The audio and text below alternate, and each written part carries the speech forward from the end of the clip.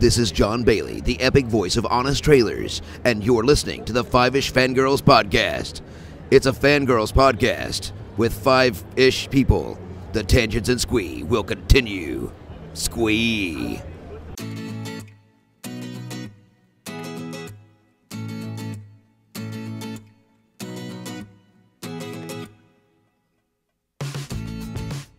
The tangents and squee continue all the way to episode 153 of the Fiveish Fangirls podcast. And warning, this podcast will be dark and full of spoilers. And I know I'm not the first person to use that phrase, but whatever. Anyway, welcome everyone to this week's episode of the Fiveish Fangirls podcast. So glad you could join us. Let's start off like we do every week. We go on the virtual this week. This is Brittany in Bethlehem. This is Chrissy in Salt Lake City. This is Holly from Wisconsin. This is Rachel in Indianapolis, Indiana. Hello, everyone. Chrissy's back. Yay! Hi, guys. I had to bite my tongue because I was about ready to introduce myself. Like, wait, we got Chrissy back. Yep, and I have a little guest here, and I'll talk a little bit about that probably after news or something. Yeah. But yes, Alex is here. He's asleep, but he may wake up. So if you hear him making noises, that's just him. Yeah. And he's cute as heck. But I'm biased. Yes, just a little. We saw pictures. Yes, he's very, very cute. Yep. Yeah, so. And I will explain my extended absence when we get to that point. Yeah, well. But it's worth it. Yeah, we'll get to that. So let's get into news first. And as I was saying before we started recording, this is the first time in I don't know how many weeks that we don't have 10 o'clock news. Yay! So, yay That's for that! In and of itself. So, yay!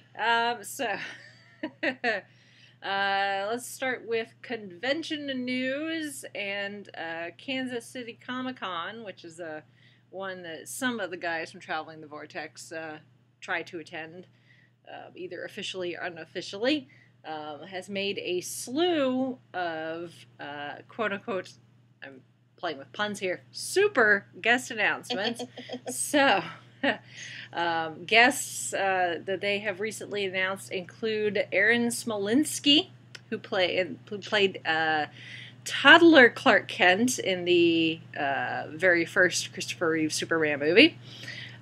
Jeff East, who played young/teenage Clark Kent in said Superman movie. Jack, I'm going to butcher his name, I'm sorry, Jack O'Halloran, who played Non. Sarah Douglas, who played Ursa.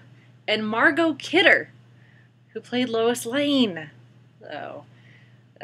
which, considering next year is the 40th anniversary of the very... I'm guessing that's probably the reason why they have so many Superman guests for the convention. So, kind of a big deal. Just a bit. Just a bit. So, that's exciting. So, and of course, they're in Kansas City, that area. It's Superman. Mm-hmm. Smallville. So geographically, it also kind of makes sense. So, but that's pretty cool. So, and then I have been sitting on this news since Saturday afternoon and couldn't say anything because we had all of us, the convention staff for Time Lord Expo, we had a nice long Skype meeting last week, just so we could kind of quote-unquote meet each other and ask questions and work through some logistical things because we are weeks away from Time Lord Expo. So we have a nice Facebook chat as well where we can ask questions and that sort of thing. And then Saturday... afternoon, wasn't even afternoon, but it was sometime on Saturday that we got the message from Patrick saying that there's bad news and good news. Bad news is Paul McGann has to cancel, which was something that we were sort of afraid of because Paul had signed on to do a new TV series with his brother. So while we knew that was a possibility that, filming that could end up conflicting with Time Lord Expo, which it has, which, that's fine. That's totally fine. Contracted jobs are more important. So as much as he tried to get the time off to come, he couldn't make it work. So unfortunately, Paul has had to cancel coming to Time Lord Expo. So Patrick made the announcement on the Time Lord Expo Facebook page last night, with the caveat that, if you prepaid for a Paul McGann related photo op, you can get a refund if you want, but you may want to wait and find out who's taking Paul's spot before you decide if you want to get a refund. And I think a lot of people that were wanting a refund have probably changed their mind, because instead of Paul McGann, we're getting Michelle Gomez. Which that is God, huge get. That is a huge get. I am so excited. I mean, no offense to Paul. Paul McGann's awesome. He's a super nice guy. But I've met him. I've got his autograph. I've got a photo with him. But Missy, hello. We traded in a Time Lord for the Master. So, but yeah, Patrick is like, yeah, Paul had to cancel, but we got Michelle Gomez instead. I'm like, oh my God. That's a good trade-off. Yeah, it's a really good trade-off. I think so. So for those that had the Sylvester Paul photo op, Michelle will be taking Paul's place for that, and I have not seen or heard anything otherwise that the price has changed. So if you've got that photo op already, I don't think you need to do anything except still show up. And then Michelle will also be doing solo professional photos as well, and those are now for sale, which I need to do.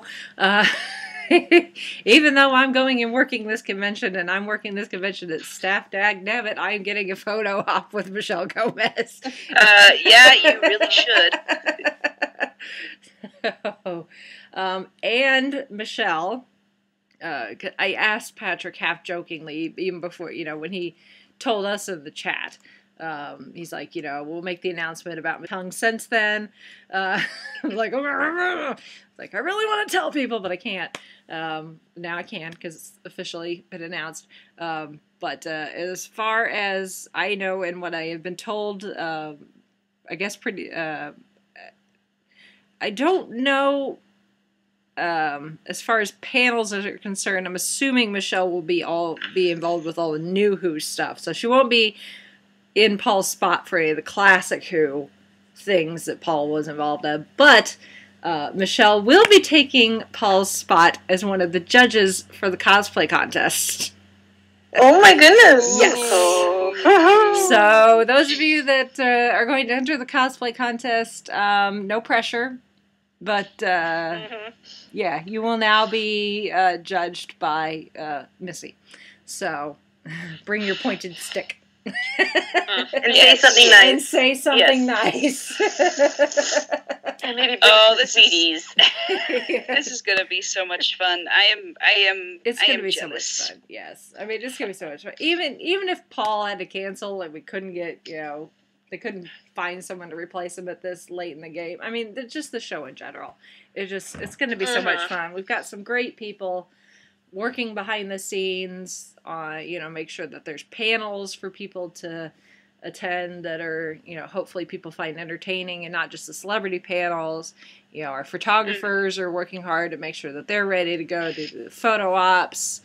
The prop museum that's going to be brought in with screen use props is going to be really cool. And, we're going to have the cosplay contest, the vendor hall, and, it's just, the entire thing is just going to be a lot of fun. And it's something that, hopefully it will be as fun to be.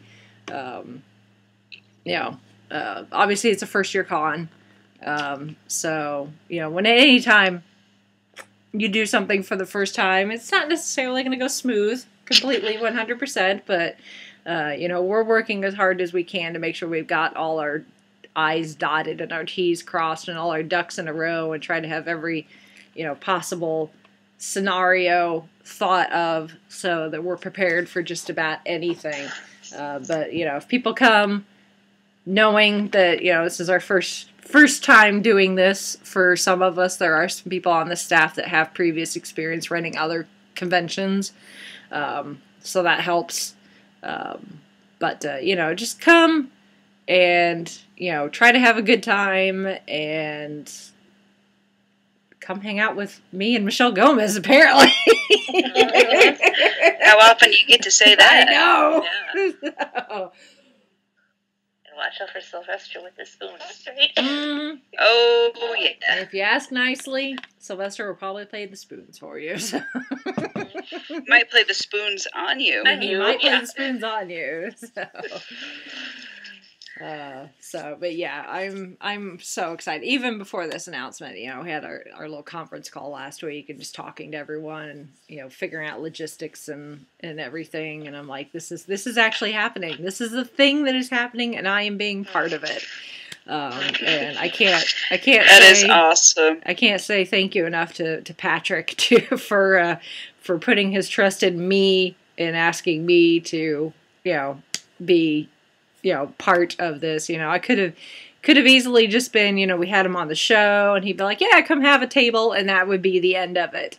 But it's turned into me being there to represent the Fiveish Fangirls, not just with the table and not just being a judge in the cosplay contest, but actually being in charge of cosplay and help coming up with the rules as far as cosplay is concerned for the whole convention, as and the weapons policy and code of conduct, and all of these things that go into making a convention happen. It's absolutely crazy. Now being, we've had other event organizers on the show, from the very small to decently sized, like Starbase Indy, and we've had some idea from talking to them about what it's like to run a convention, but now actually being on that side of it, holy crap. It is a lot of work. I was going to say, it's like, yeah, I mean, that just has to be a lot of work, a lot of logistics, and a lot of getting all your ducks in a row. Yeah. Yep. It's nuts, but it'll be totally worth it come October 13th. Friday the 13th.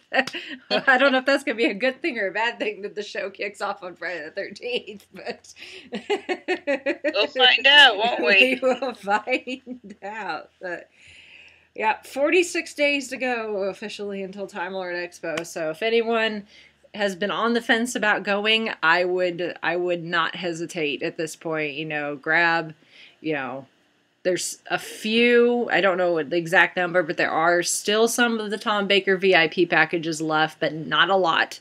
And that is very limited, and that is strictly because the room that is taking place in is a certain size, and the fire marshal will yell at us if we go beyond that, and we don't want that. And no, you don't want the fire marshal yelling at you. Exactly. No, that would be bad. Yeah. Stay friends with the fire marshal. Exactly. But if you can't do the Tom Baker VIP or don't want to, although I don't know why you wouldn't, it's Tom Baker via Skype. But if you don't want to do the Tom Baker VIP or can't, there's still single day and 3-day tickets available. So you want to get on those. You need all the professional photo ops. Those are pre-purchased, so you need to make sure you buy those before the convention, whatever the cutoff date is for those. I think it's the end of September or early October. But you'll need to make sure that you have your tickets so that you can buy your photo ops ahead of time, because those will not be sold once you get to the convention. Only autographs and selfies, table selfies, if whoever's offering those, will be available for purchase once you get there. And then I haven't been told otherwise, I think there's still rooms available in the room block. So if you want to stay at the hotel at the discounted rate, I believe there's still discounted rooms available, but those will probably go quickly too. Adding Michelle, I'm sure, will ramp up sales on everything. rather quickly. Yeah. So Time Lord Expo, we're 46 days out. If you're thinking of going, I would pull the trigger. It'll be here before you know it. So. Oh, for sure. Yeah. It's exciting. Okay. Very. Yes. So speaking of Doctor Who, that's it for convention news, but the rest of our news is Doctor Who related as well. And this was actually shared by our friends over at Traveling the Vortex. But Candy Jar books. Sorry. Somewhere I'm getting a fist shaken at me. Come on, Rachel. You've only been listening to us talk about these books for forever. Candy Jar Books has announced a new spin-off series of books. Already so far behind with the Lethbridge Stewart. Now we're getting a spin-off all about Lucy Wilson, who is Lethbridge Stewart's granddaughter. So she's been mentioned in a story in one of the Havoc Files books, and apparently they have got ideas for stories for her, so she's going to get her own series of books. So, which should be exciting. And it looks like, I don't know, correct me if I'm wrong. This looks like they're a little bit more geared toward. Oh, come on! I can't pull up the link. Kind of more adult. Yeah, more Like to younger readers. Yeah, sort of a thing. So if you've got kids who are of a certain age and want to read Doctor Who or Lethbridge Stewart related books, these looks like they will be right up the alley. Yeah. So, and the artwork, just the cover artwork that they've had, I kind of like it. It's very, and it's got the older Lethbridge Stewart looking like, it's like, really another adventure. Yeah. Well, this looks like as he appeared in the Sarah Jane Adventures in that one story. Yeah. And I don't know.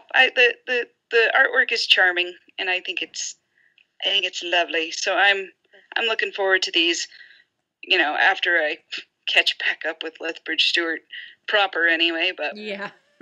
these do look like a lot of fun, and I'm glad Candy Jars, because I've been catching up with Traveling the Vortex, and I listened to their last review of Night of the Intelligence. I think it was the last book they reviewed for the podcast, and the way they were talking, it's like it almost sounded like that was the last. That Candy Jar was ending the Lethbridge Stewart series. I'm like, wait, what's going on? I'm confused. Why are they ending it?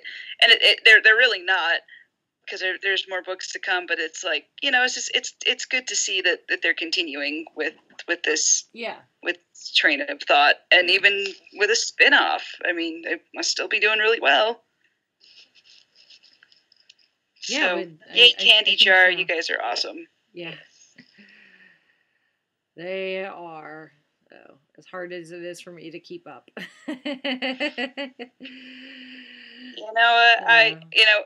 It's a good problem to have. Yeah. So, if anyone's not familiar with the Lethbridge Stewart, series of books, go to Traveling the Vortex, and I think you can do a search, and it'll bring up all the podcast episodes where they've done a review of any of the books. And then also, if you go back a couple of weeks to episode 342, where they talk to Andy Frankham-Allen from Candy Jar Books, and have a nice long tangent-y episode talking to him about the books and Doctor Who, and the guys being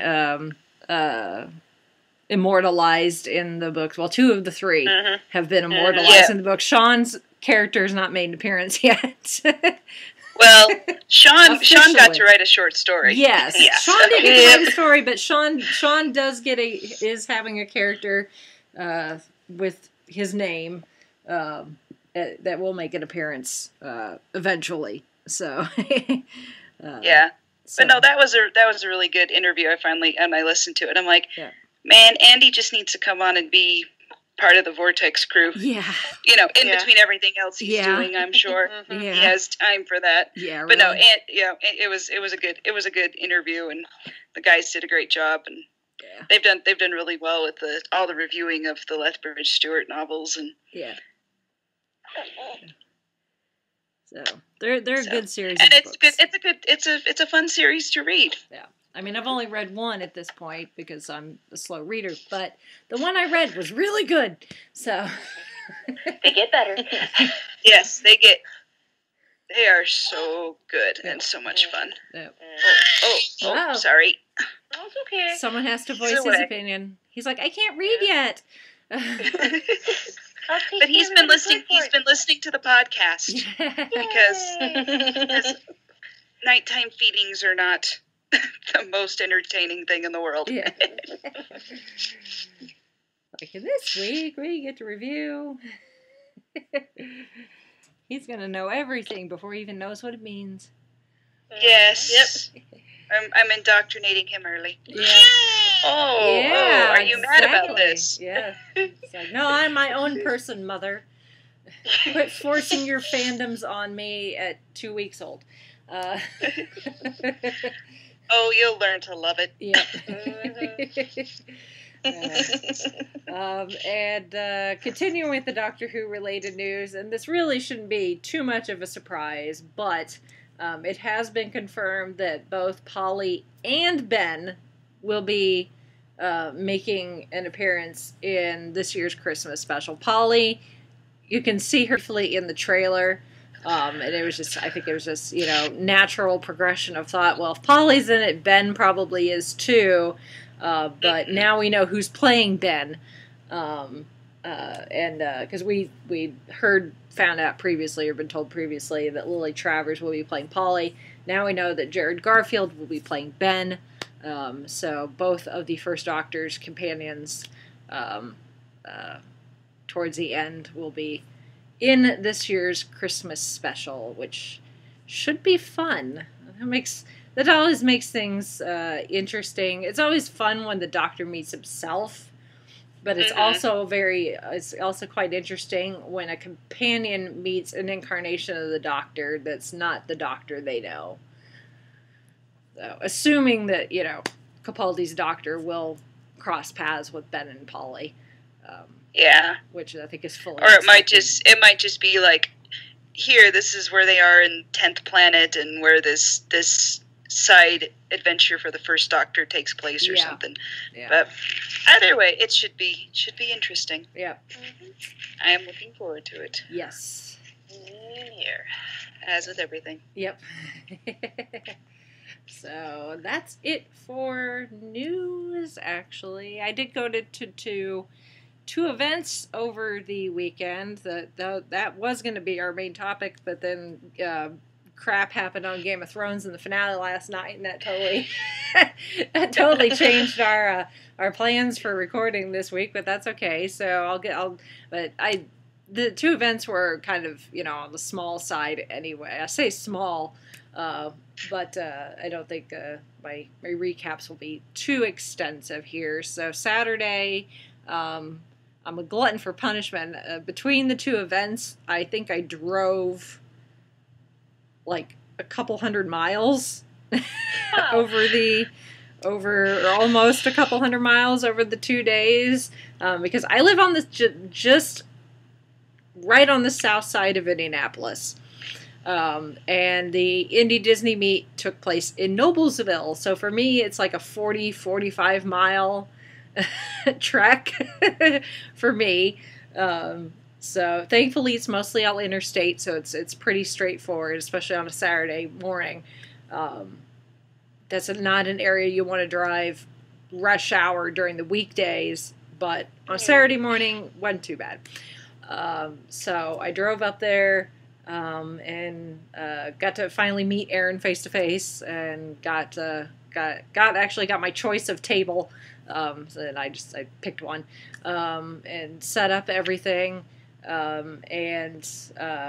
I Facebook Lived on our Facebook page a couple of times, and those should be available to watch if anyone hasn't seen those yet. I did a quick Facebook Live video before the meet actually officially kicked off, and then I Facebook Live later while Yeehaw Bob was having his performance.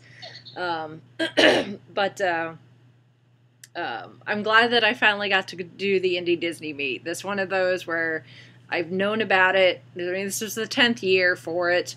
I've known about it for several years, but have just not been able to go for one reason or another. Usually I'm camping this time of year. So that explains a lot of the years of me missing it. But I was glad to finally go this year, and not just as, a person hanging out, as a lot of the attendees were, but actually to have a table now that they've added the expo aspect to it. Say that 5 times fast. So I they had a nice area set aside in the hall for those of us that were doing tables. I was there obviously representing the Fiveish Fangirls. There were several other podcasts there as well.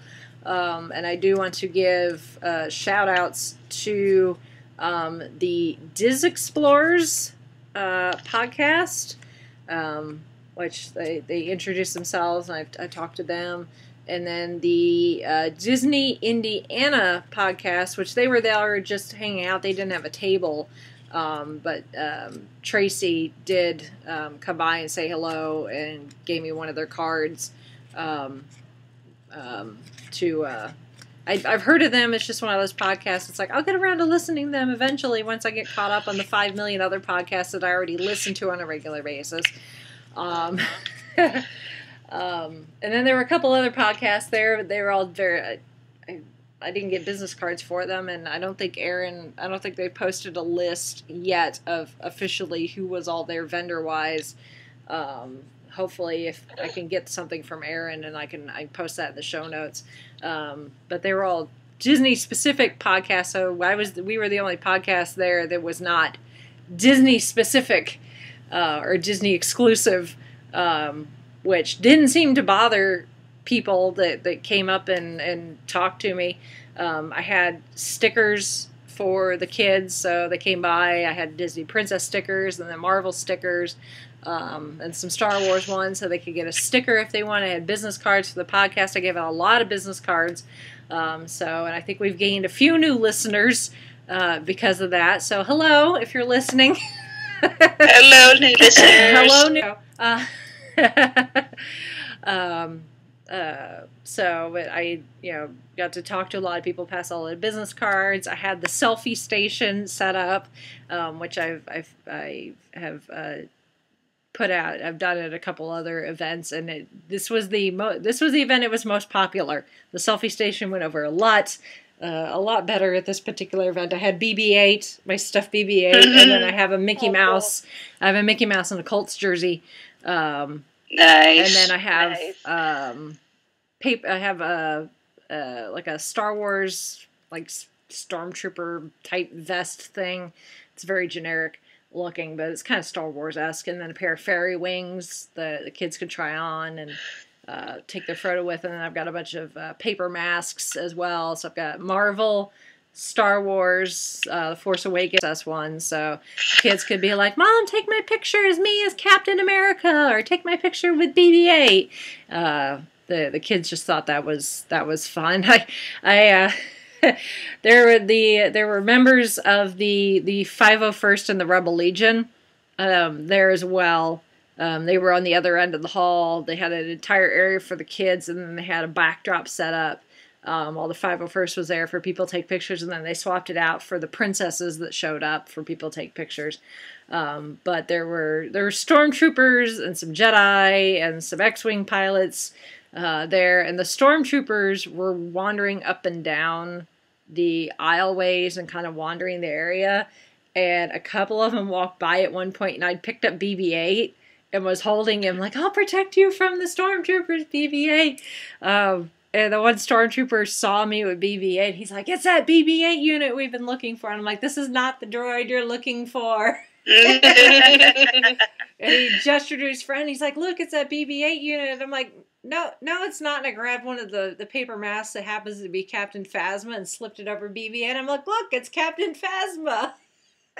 And the stormtrooper's like, saluted. He saluted. He's like, oh, Captain, we shall move on our patrol, and then walked off. I'm like, our dastardly plan worked. Awesome. I saved you, BB-8, from that the stormtroopers. is so cool. Stormtroopers are so stupid now. Stormtroopers in the Star Trek universe are not very smart. I'm sure the people of the 501st are just absolute brilliant. Star Wars. Yes, they played along with me, which is brilliant. So,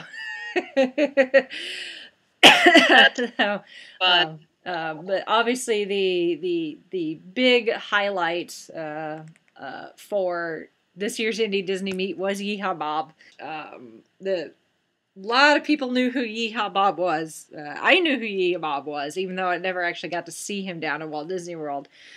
He is to call him a piano player would be not doing him justice. He is an entertainer. That is the best way to put it. He's been working for Disney for 20 years. And he is a piano player. That's his instrument of choice. But he is one of the most entertaining people I have seen in a very long time. He performed for slightly over an hour, and I mean, he gave, his 110% the entire time.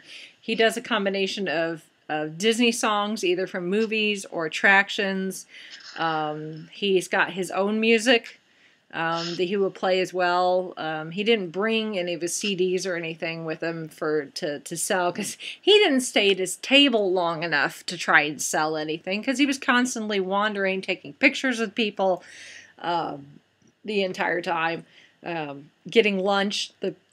Everyone that brought stuff for the pitch-in, there was a great variety of food. I didn't walk away hungry. Just having the patience to wait in the line to get food was the hardest part. But there was a great amount of food available. The Dole Whips, oh my goodness, it was like a little taste of home right there. It was lovely. I thought about it as I was getting my Dole Whip. I'm like, I have not had a Dole Whip in like 3 years. So I was grossly overdue. So when I finally took that first bite, I'm like, oh yes, this is exactly how I remembered it. So that was a fabulous thing. But Yeehaw Bob was he was so entertaining. He got the kids involved. He got the adults involved.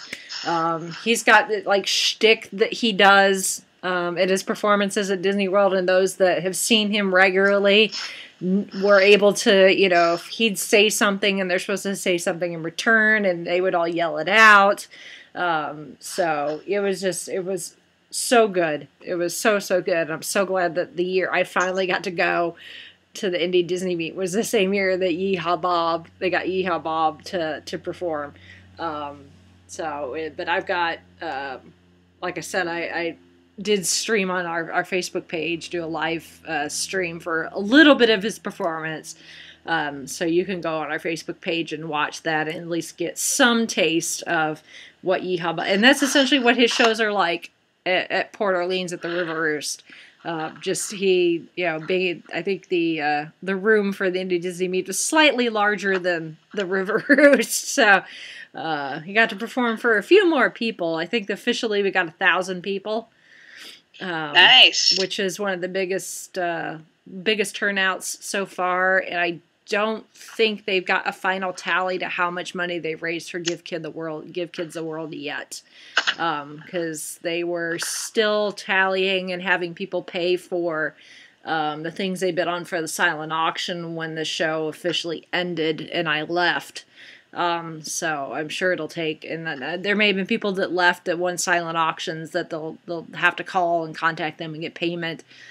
So once they get all of those paid for, they can do the final tally, and hopefully within the next week or so, maybe we'll know how much was raised for Give Kids a World. So, but I imagine it's quite a bit.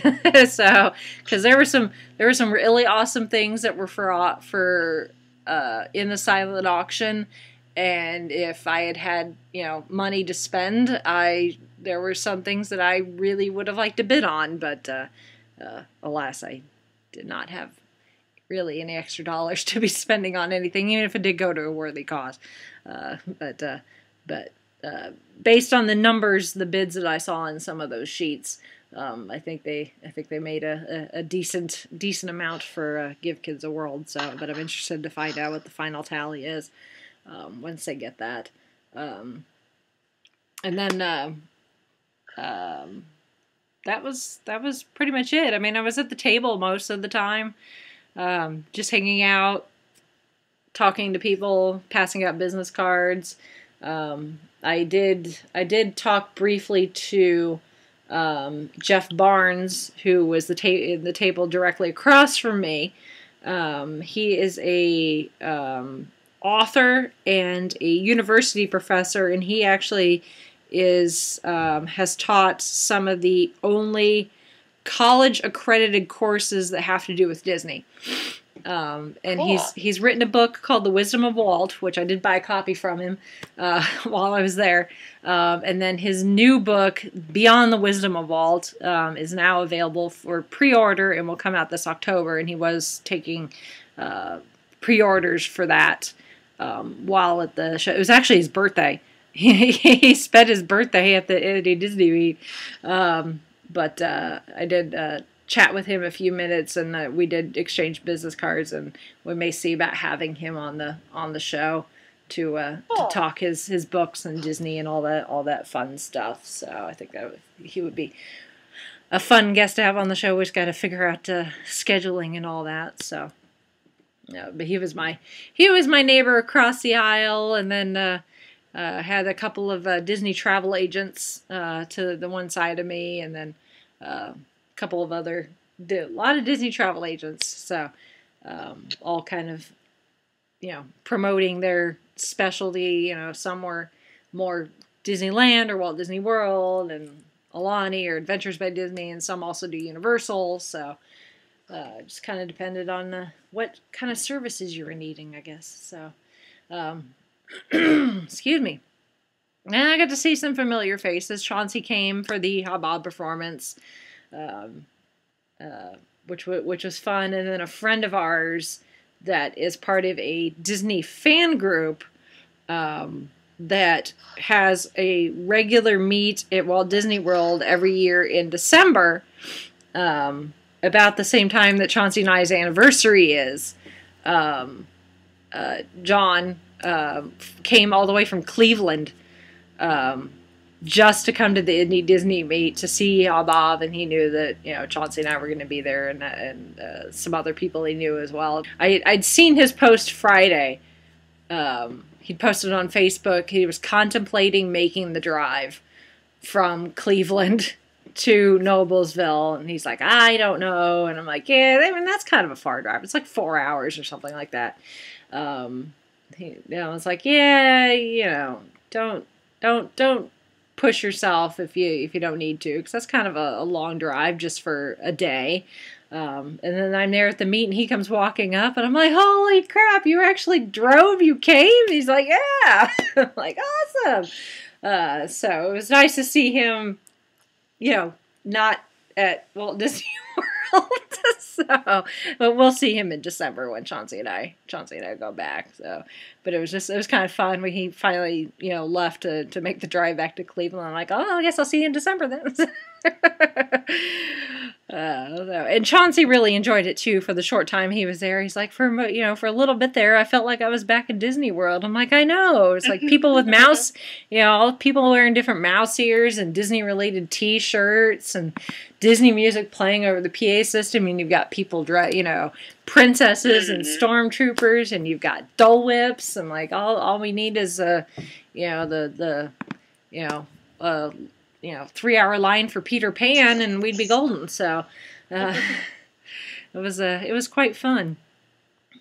So I thanks to Aaron and all the volunteers that helped make that show, something that runs as smoothly as it does, especially considering the number of people that were there.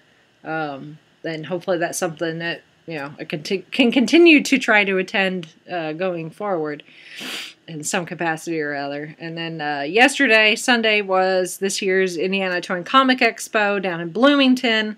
So I had to drive the opposite direction. Instead of driving north, I had to drive south, an hour south of me, to go to Bloomington for that. And I actually spent most of the day at the table with the Indiana Cosplay Association.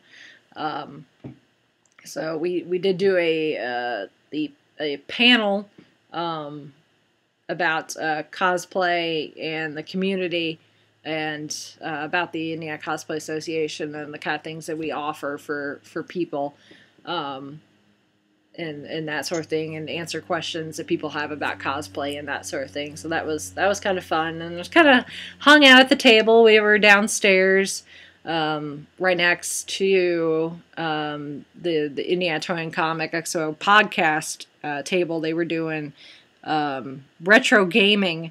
So every hour, for an hour, they would do a different retro video game, and people could play for 5 minutes, or I guess until they died, whichever came first.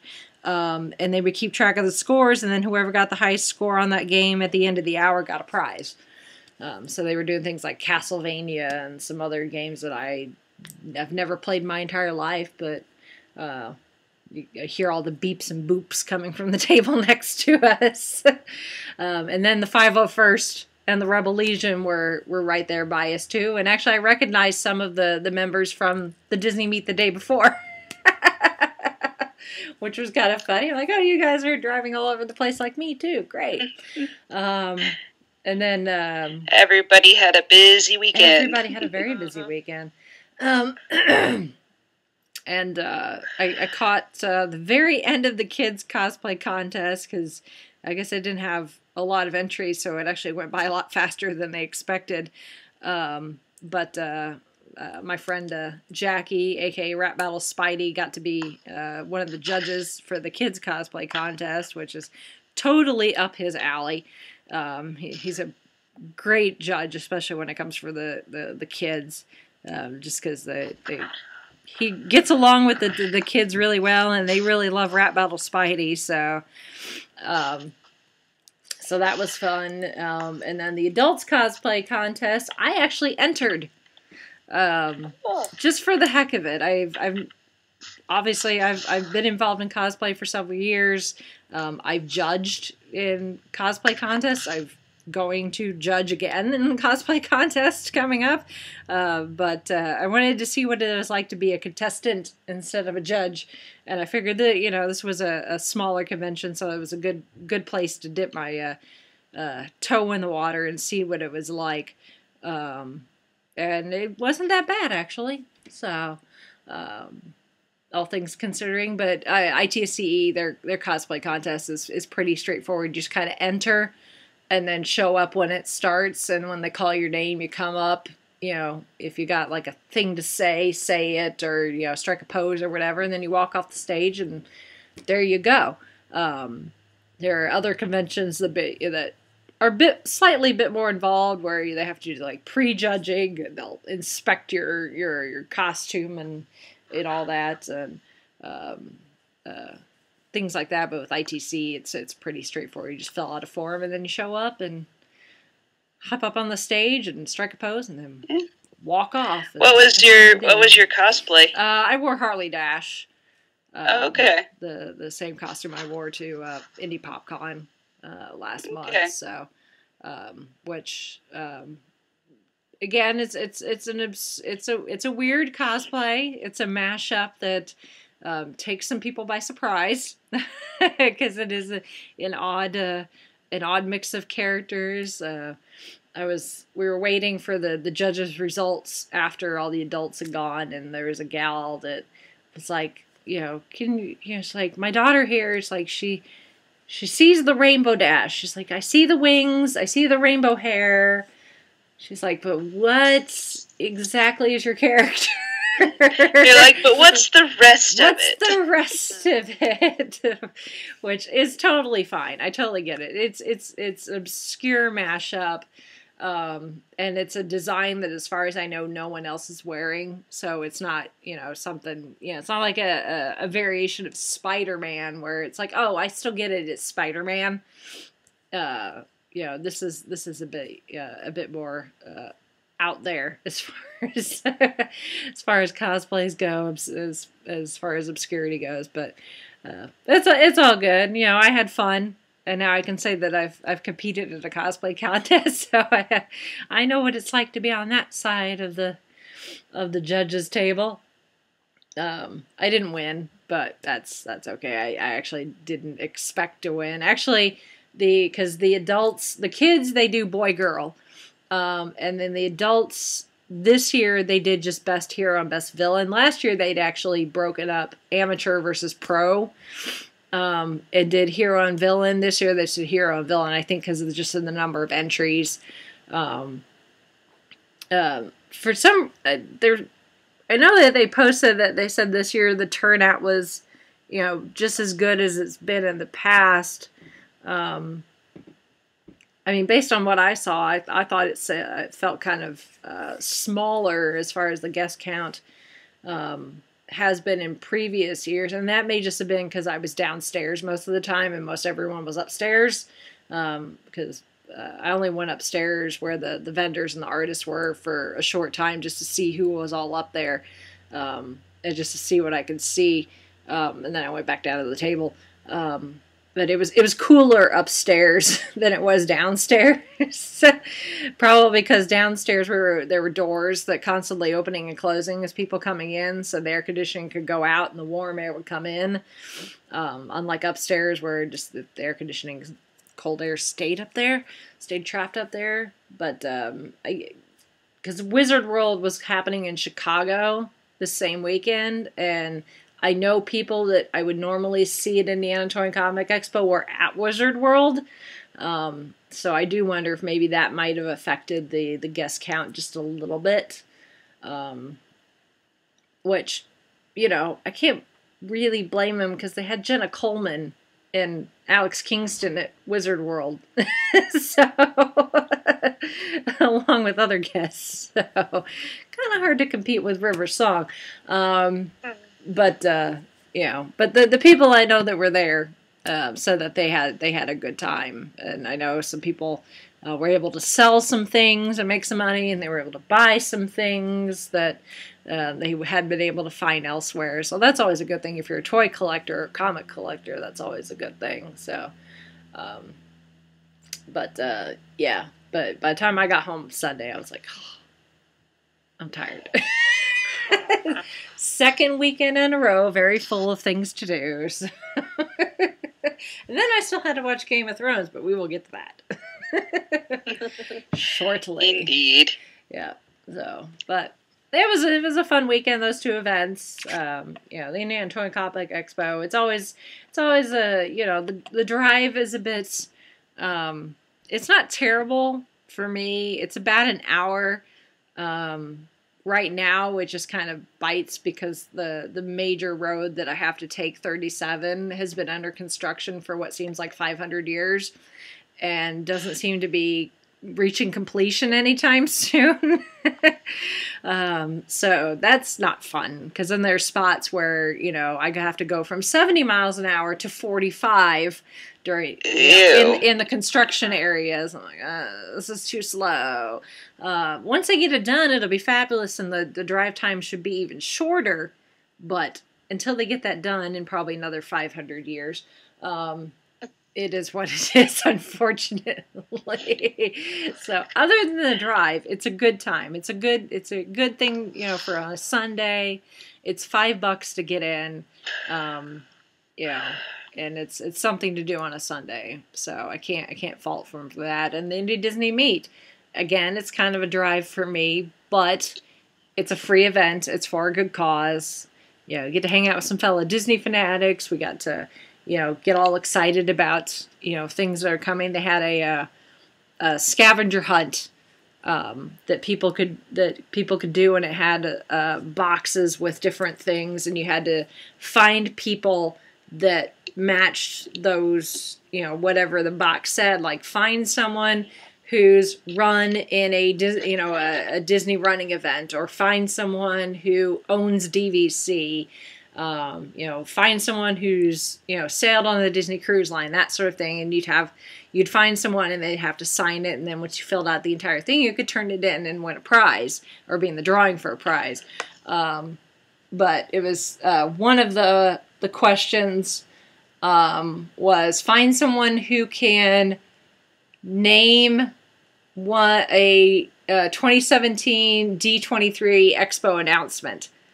And I'm like, I signed that one for a lot of people. I'm like, yeah, I totally was on D20. Yeah, I was totally keeping up on D23 announcements. We covered that in the podcast. Hello, Guardians of the Galaxy. Like we did. We had a whole episode about that. Pretty much. Yes, we did. Like, which announcement would you like me to reference? Guardians of the Galaxy? Another cruise ship? What would you like? Exactly. Yeah, exactly. So that was fun.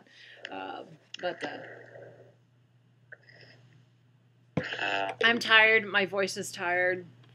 If anyone out there, especially with the Indy Disney meet, I will throw this out there to anyone who's listening. If any of our listeners could give me some good pointers on how to carry on conversations at events where it's loud without feeling like I need to yell and therefore destroy my throat in the process, please let me know. Sign language. Yeah. Because it was very loud in the hall for the Indy Disney meet, and I felt like it was a lot like Gen Con, and, well, not Gen Con so much, PopCon, where there was just a lot of people talking at once, and honestly, it felt like I could not try carrying on a conversation unless I yelled so that the other person could hear me. Which is bad for the voice and is bad for the throat. So if anyone's got any pointers to how to talk in a loud room without yelling, please let me know. Because as a podcaster, destroying your voice and your throat is bad juju. It's bad news. So. Anyway, there's that. Anyway, yeah. That was my weekend. Well, okay. Well, I'm going to interject here with my big event, although the result of that event is now waking up a little bit, so we'll see how well this goes. Oh, sorry, buddy. But yeah, I won't go into a whole lot of detail about it because it's kind of gross. But childbirth is never pretty, from what I understand. No, but we were actually in the hospital for a little bit longer than we anticipated. Alex was born. He was 10 pounds, 14 ounces, which is kind of, and we didn't expect that. So, I mean, and I had to, well, you know, in the first place, I had to be induced anyway. So he was not in a hurry to be born. But I ended up being in labor for, let's see, I always have to do the math because my brain's fuzzy on the numbers. But we went in the hospital on the Thursday night, the 10th, and they induced me, and then I got an epidural a few hours later, which epidurals are the most wonderful thing in the world. Love modern medicine. It actually put me to sleep for most of Friday, so it actually wasn't as bad as because when I say like I was in labor for over 30 hours, people are all like, "Oh, that sounds awful," and it's like, actually, it wasn't too bad up until the end. But yeah, Friday I slept for most of the time. They came and woke me up every once in a while to kind of see how I was doing and things. And then after midnight, that's when the pushing started. That was that took like 4 hours, which I am told is unusual. But again, he was a very big boy. And when he was finally born, like all the nurses in the delivery room, like, oh my gosh, he's so big. And I was like, I don't know, there was so much going on, and I guess I was in worse shape than I thought because the epidural still hadn't worn off, so I couldn't feel anything. And later, my doctor told me that I actually lost 1 liter of blood from the thing, and I was like, really? And all the nurses, well, not all the nurses, but a lot of the nurses kept saying, "Oh, you look so pale. Are you okay?" And I had to be on oxygen for a while, and I'm sitting here going like, "Why do I have this oxygen mask on my face? I want my baby." but because he was so big, he was, like I said, over 10 pounds, almost 11, and he was nearly 2 feet long. Wow. And and his breathing was really fast, and so they that was a concern. So he couldn't really eat by mouth because he wouldn't he wouldn't get the breathing and eating in the right spot. So we were worried he'd choke. So he had to go to the nursery. Oh, and his blood sugar was low. So he was on monitoring in the nursery for 4 or 5 days.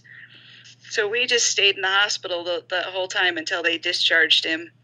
And like that Saturday after he was born on the 12th at 5:24 in the morning, finally. So he, and like okay, I'm sure you've known people who've had babies, and you go to the hospital and visit them, and and the baby's in the room with the mom and dad and that kind of thing. Alex never was. He was in the nursery the whole time. So since he was in the nursery, the only people who could visit were me and Jared and our parents. Yeah. Like, so parents and grandparents. So like, aunts and uncles or, any other friends who wanted to come see him weren't allowed. Like, they'd come see us in our hospital room, but they couldn't see the baby, which is like, when you come visit a baby, you want to see the baby. Yeah. They don't care about you. They want to see the baby. Yes. So like Saturday, they took Alex, and then they had to wheel me into the recovery room on a stretcher because I was really bad off. I mean, yeah. And I didn't really realize it until later, like I said. And and people were calling and texting and saying, "Oh, when can we come visit you?" I mean, they weren't like saying like, "We're gonna come visit and barge in," but they they just want to come see us. And I was like, I haven't seen my baby yet. Where I didn't know what to tell anybody. Yeah. But anyway, but obviously, we're doing a lot better now. We're home, and I'm still recovering in a lot of ways. I was telling the ladies earlier, I'd gone and done some errands today, and I was only out for about an hour, and I come home and I'm like, I am wiped out. Yeah. But I imagine, I mean, I have no experience with having a baby, but I, as exhausted and tired as probably I did after, my first few outings after having my gallbladder taken out. Like, anytime you go through a major medical anything, and, when there's drugs involved and pain and, things being removed from your body, it's not easy to bounce back from. Yes. And then, on top of that, I'm taking care of a new little person. Yeah. Of course, he is just the most adorable thing ever. And I think I might put a few pictures up on the podcast page. I've been a little wary about stuff like that, but I'm like, yeah, we can do a few, not too many. But then on the following Wednesday, they finally said, okay, he's good to go. Oh, so like he had this sensor on his foot. I have to tell this story. So we would go in to feed him every once in a while, or just go see him, or when grandparents were there, we'd go into the nursery to see him. and he had this little sensor taped to his foot that kept that let people know, or if his oxygen was too low or whatever. Mm-hmm. And I think the sensor was broken. Actually, we found out later the sensor was broken, or it wasn't working quite right. Because I'd be sitting there feeding him, and then the little machine would just start beeping, like, oh, his oxygen level's too low, and I'm just like, all he's doing is eating. Yeah. So before they let you go home, they do what's called a car seat test. Like if the baby has been on oxygen at any point during their hospital stay, they have to. They sit him in the car seat for an hour and a half, put the sensor on, and just to make sure that they can breathe while they're sitting in the car seat. Mm-hmm. He failed the first car seat test, Oh no! which at that point, and I was just so annoyed, because I was at that point, I'm like, he's eating, he's gaining weight, he's fine, let's go home. Mhm. I'm tired of being here. I want to go home. I want to sleep in my own bed and all this stuff. And I'm just tired of being here. And then the nurse said, well, I'll put a different sensor on him and see if that makes a difference. And that's what made all the difference. Is like, it was finally reading his oxygen correctly, which was just so weird. Yeah. But I don't know. I mean, and the whole thing is the whole time I was pregnant with him, our doctor just kept saying, yeah, he's healthy. You're going to have a great labor. I mean, it's going to, you're waiting a little longer because you're a first time mom, and this isn't uncommon and stuff like that. So I'm like, okay. And I guess when babies are a little bit bigger, they have these problems with their, oxygen and stuff like that sometimes. So it was just, we never realized just how big he really was going to be. We knew he was going to be a little bit on the bigger side, but not 10 pounds. Yeah. So it was just, the fact that it was so all unexpected, and there was really no way for us to prepare for how long the labor was and everything else that was going on. But, like I said, we're home now, and everything's been going pretty well. Oh, hold on a second. What? Jared's telling me something. Dad would like to interject. Mhm. Okay, wait. When he was born, what percentile? So 97% of babies are less than 9.6 pounds. Ah, okay. So he's in the 97 percentile. A full pound above that. He's a full pound above the 97 percentile of babies when they're born. Yeah. Ow. Yeah. So, and then, weight and head size. And when we went and did his 2-day checkup after they released us from the hospital, they said he was in the 100th percentile for head size and for all of it. Yeah. So yeah, he's a big kid, and Grandpa is mentally signing him up for football camp as we speak. I'm sure. Yep. But whatever he decides to do Yeah.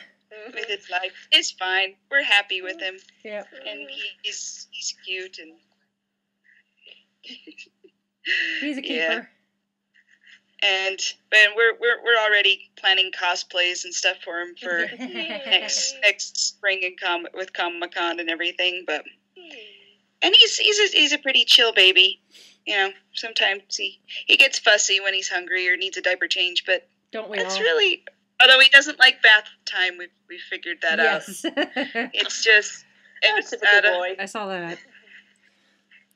Yeah, something about being naked. Yeah. He doesn't like it when we change his clothes either.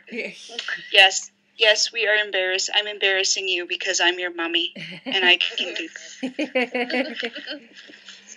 So anyway, that was adventures in having a baby, and keep in mind that is the less squeaky version. That's the sanitized version. That's that's the one that's fit for public consumption. Yeah. Yep. There's more to it than that, but I don't want to run off our listeners. Yeah. But I do want to say I've had people come say congratulations and send well wishes, and I just want to say thanks to everyone who's said something, because it was very much appreciated.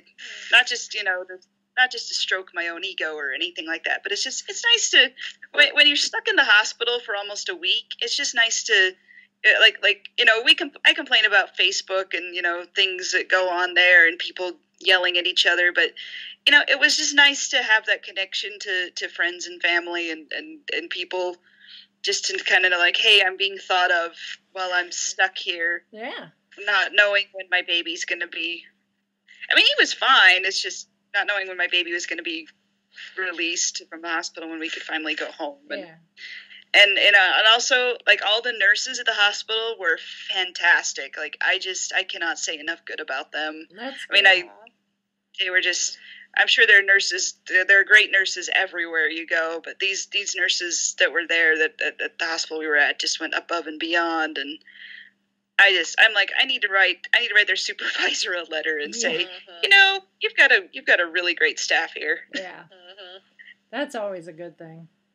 Oh yeah. Anytime you can, anytime you got to go to the hospital is scary, but if you've got good staff and people taking care of you, that makes it a little less scary. Yeah. And I'm sure, like, this is, like, they see this stuff all the time, and first time parents and all, I'm sure this is old hat for them, but just the fact that they went out of their way to really, make sure we had everything we needed. And like, I even had one nurse after I had been officially discharged, but they have what's called hotel stay is what they called it. And they just have a room to stay there. Well, cause he was still there. And one nurse, you don't have a nurse come in and check on you or anything anymore. So you're just kind of there. Mm-hmm. It's a courtesy sort of a thing. But I had one nurse that had been with me during delivery. She came in and, like, we were, like, my in-laws had brought us dinner, and we were just sitting there, and she came in and was like, oh, I heard you were still here. I wanted to see how you were doing and everything. And I saw your baby. He's so cute and all these things. And I'm like, she didn't have to do that. She didn't have to come in and say hi to us and make sure that, ask how we were, but she did. And I was like, that's just great. Mm-hmm. So anyway, and now we have Alex, and he's just the best. So I'm sure he'll be helping Mommy podcast more than once. Yeah. As time goes on. He is welcome anytime. Yes. He fell back asleep now, so. That's good. He doesn't need to be awake for the next part of the podcast. Although he's so young, he wouldn't know what we're talking about anyway. But still. No, that is true. This is when the cover your children's ears disclaimer comes out. Yes. For this particular subject matter, because we couldn't wait. Season 7 of Game of Thrones has officially ended as of last night, and oh boy, holy crap! Boy, howdy! I'm really gonna work hard to keep myself in check as far as language is concerned, because I don't want Steve Rogers walking up to me going language. The keep it PG. Yeah, as PG as we can. I'm gonna try. Well, the part of my problem is I was watching it last night, and I was out here in our living room on the couch watching it, and I had my headphones in, but Chauncey was in the room in our office / man cave right next to the living room, and he had his headphones on, which was fine, except he was also in the middle of recording audio for some stuff he's doing for work. So my running commentary had to be as quiet as possible. So I'm like reacting to things, and I'm like, oh crap, oh no, oh what, huh? And I'm like trying to be as quiet as possible because I know he's working on stuff in the other room. And there's at least once where he's like, did you say something to me? I'm like, no, I'm talking to the Game of Thrones. Sorry. I'm yelling at Tyrion, I'm yelling at so-and-so. Exactly. So that, I haven't really had a chance to vocalize my feelings about what I saw and what happened. So, oh crap, just the last 2 weeks. I mean, we talked about Game of Thrones just, like 2-3 weeks ago, knowing that there were only 2 episodes left, but that they're, them being the last 2 episodes of the season. And the length of the episode was like, there's going to be a lot of crap that's going to happen in the last 2 episodes that they could justify their own episode of the podcast. And that definitely happened. I mean, just last week's episode was enough to, like, holy crap. Especially the last few seconds of it, and ever since last Sunday, I was just going around going, zombie dragon, zombie dragon, zombie dragon. Scales have hit the fan, literally and figuratively. Yeah. Like this is bad, wrapped in terrible. Wrapped in, oh my goodness, this is so bad. Bad juju. Bad juju. Bad juju. Bad juju. It was funny is yesterday at the Indy Comic Expo, there was a cosplayer dressed as the Night King. And every time I saw them, I'm like, you know what you did to Viserion. Like, your costume looks awesome, but you suck.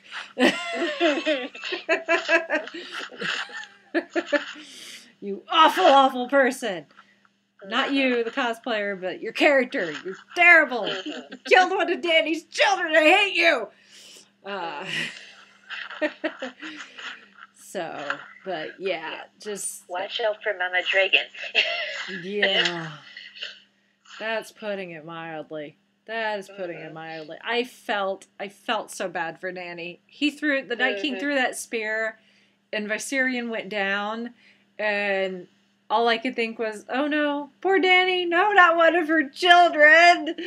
Oh, I felt so bad for her. And like, she looked so devastated.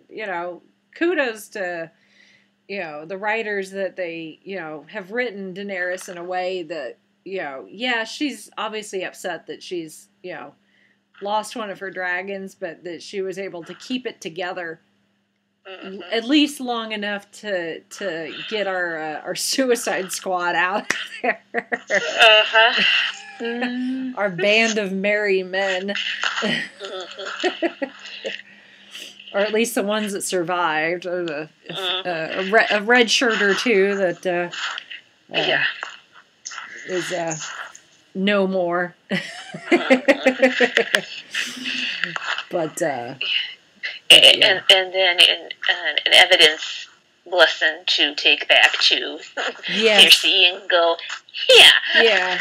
Which, I mean, even going into the finale, I'm like, this was a dumb idea. This isn't going to work.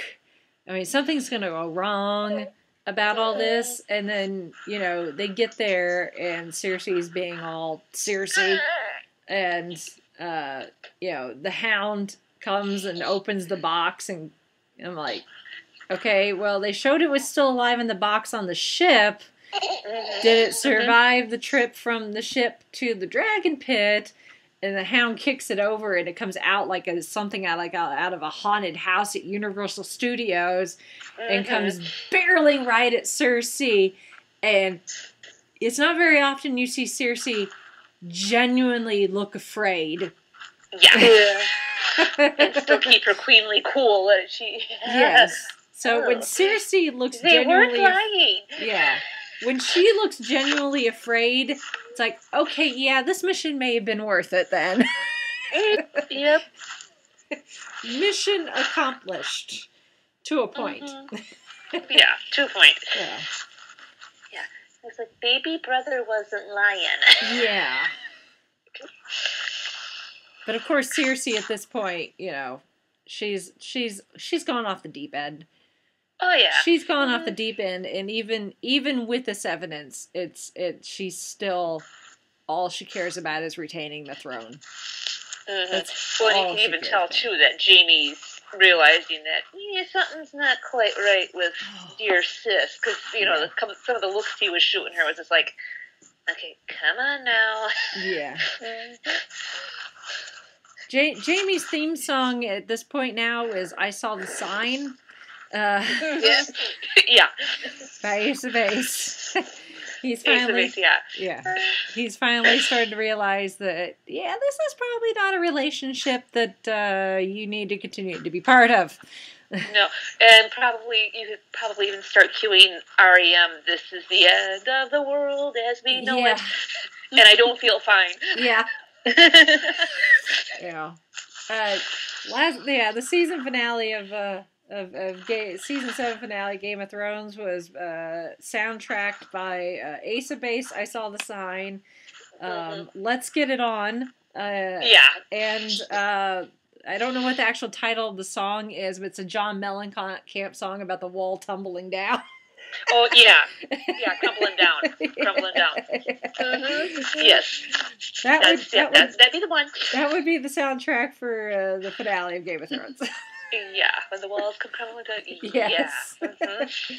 Yeah. Mm-hmm. But, I mean, the finale pretty much went exactly how I thought it was going to go. I know there's all sorts of crazy predictions, and we even in our chat, we're like, okay, predictions for the finale, and of course we threw some crazy things out there, like everybody dies and a literal raven becomes, king of the 7 kingdoms. Yeah, everybody dies in Surprise Wonder of Wonders. Littlefinger survives. We'll get to that. Spoiler alert, Littlefinger did not survive, and it was fabulous. And yeah, I would say, I was talking about this before we started recording, is I did have at least one person in my Facebook feed complain that Littlefinger's death was lame. And, I mean, compared to some other deaths, it wasn't the grand death. It's not Oberyn Martell getting his head literally exploded by the mountain. It's not Olenna, going down in a blaze of glory with one last jab at Jaime and Cersei while, as she's been poisoned.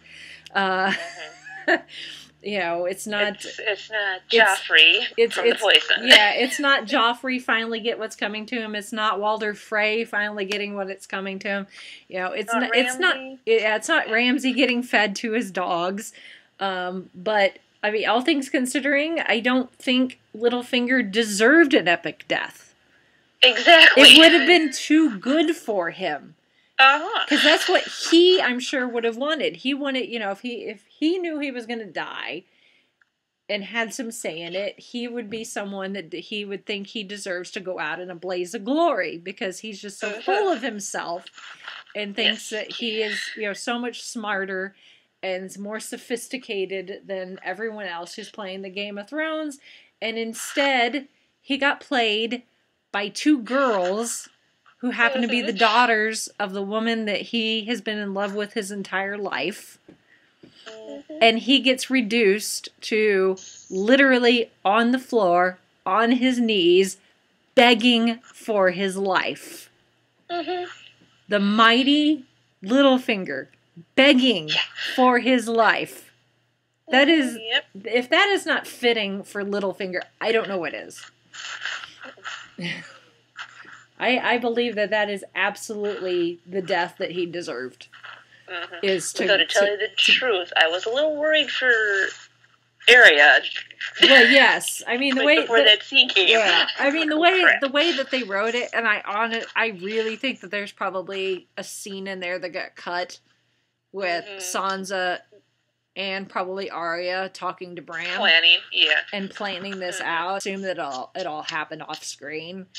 But the fact that Bran was sitting there, there'll be a deleted scene somewhere that we get to see later on. Hopefully.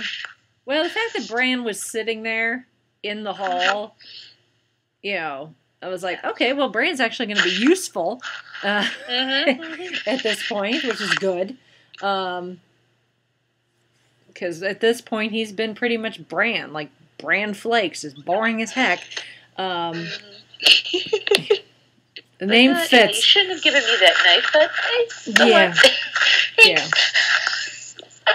Yeah, little fingers, putting little bugs in people's ears and manipulating them with words finally came back to bite him in the butt. Yeah, well, then his kind of quasi-evil speech of evil and advice to Sansa before all this happened. I'm like, Sansa, are you taking notes? I think he just gave you the quote-unquote Death Star plans with his weakness. Yeah. Attack. Pretty much. And even Sansa,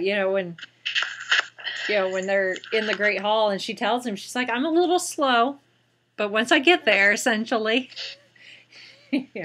once she put all the puzzle pieces together, and more than likely with Bran's help, that was but oh my god, the episode, like the first 20-30 minutes is nothing but Jon Snow and Daenerys and Tyrion and Brienne and everyone going to King's Landing and going and have this meeting with Cersei to try to come up with a truce so that they can focus on the White Walkers and the Army of the Dead before they can even be concerned about, the Iron Throne.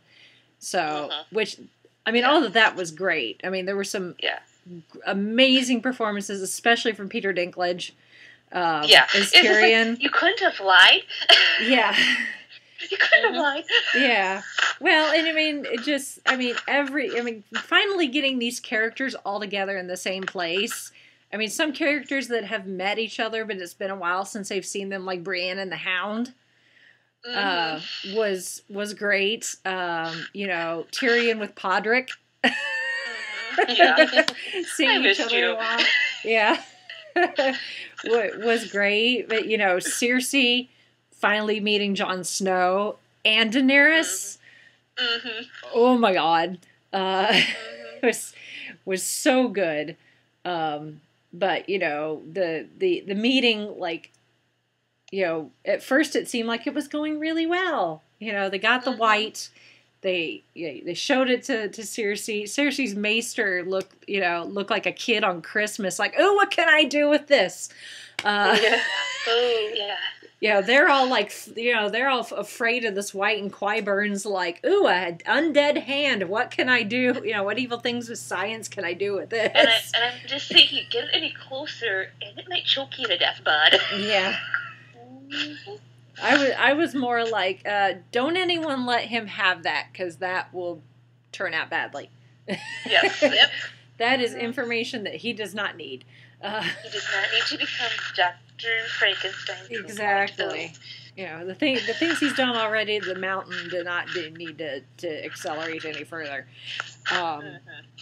But this is just this entire thing in King's Landing is just going, and I'm like, are we going to get to Winterfell? Are we going to stay in King's Landing the entire time? Surely we're going to get back to Winterfell at some point. And it finally did. And I'm like, okay, yeah, we're good. We're good now. And, we get Sansa looking pissed off and ordering Arya to the Great Hall. And, I'm sure we were all like, did Littlefinger's plan work? What's going on here? Hey, Arya, what are you doing? Arya, run, Arya. This is going to turn out badly. And, Sansa goes into this speech. She's like, you've been brought here to face charges of murder and treason against the crown. And she's like, how do you respond to those charges, Lord Baelish? And I was just like, oh, you're so screwed. And the look on Baelish's face was like, huh? Wait a minute, me? Yeah. Huh? Yep. I'm like, I thought we were here for her. Yeah, you're a dead man. You're a dead man. You're going down, Baelish. So long, farewell. I'll see you to say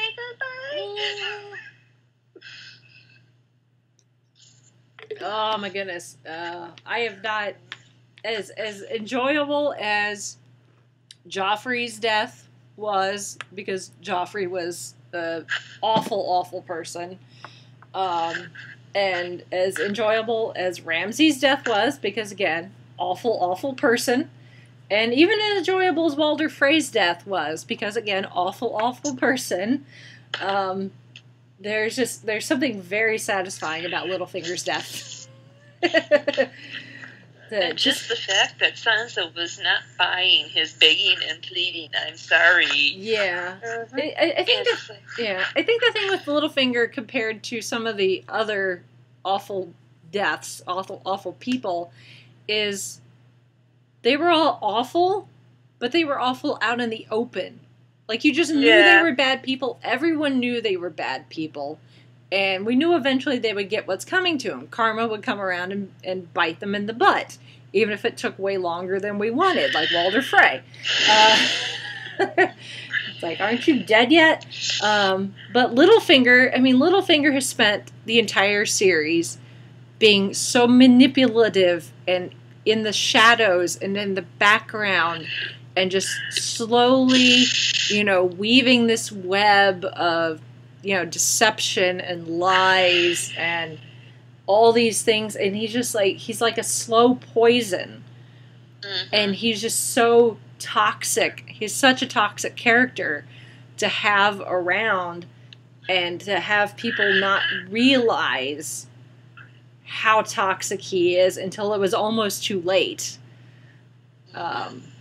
It's just, to have him finally be gone is almost like having poison expunged from your system.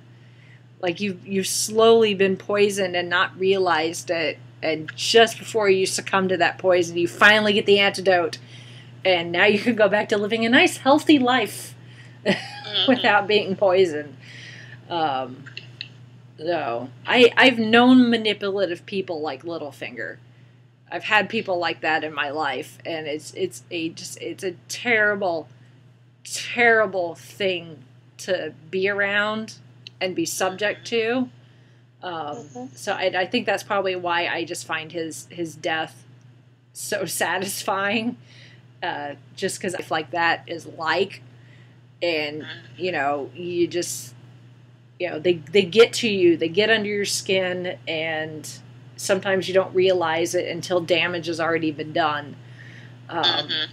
So to have him gone so that the Stark family can focus on more important things, like the Army of the Dead, who has now breached the wall, but we'll get to that. To have him finally be gone is just, I'm glad. I'm so glad he is finally gone. So, and that's me. I mean, that's me. And that some of that is, I think, colored by my personal experiences with Littlefingers in my own life. Excuse me. You're making a connection to the story through your own life. Yeah.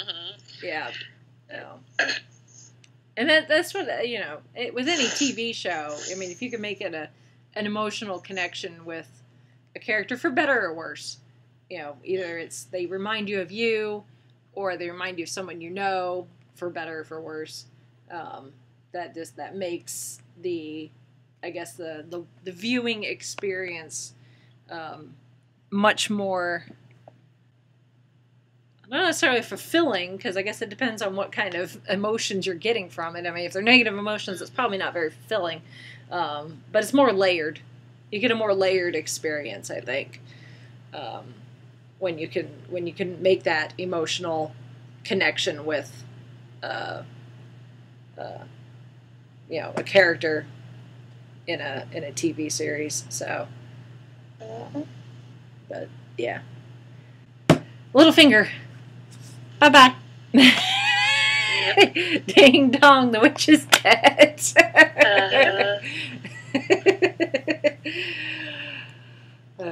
Oh my goodness, that's lovely. So, and then we get the reveal finally for Jon. Yes. And his parentage. Yes. Finally. Actually, so at least now at this point, it's not just one person.